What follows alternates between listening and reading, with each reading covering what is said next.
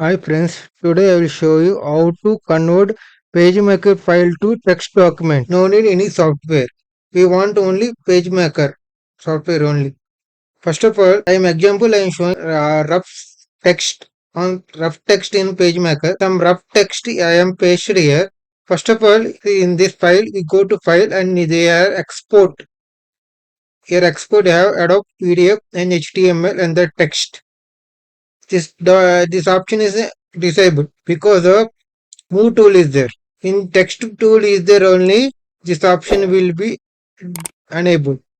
You want to click this one text option and simply you will enter any name. Example I am entering some name and I am saving this file into the desktop. The file is saved.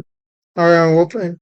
See completely the PDF the page maker file is completely we converted on the text document in the notepad file. You want to open this file in Word also. See, right click Word document. See, we can edit this text and also. Just like we should convert the PageMaker file to Word document without no need any software. Thank you for watching this video. More technical videos, please subscribe VCB Ultimate channel.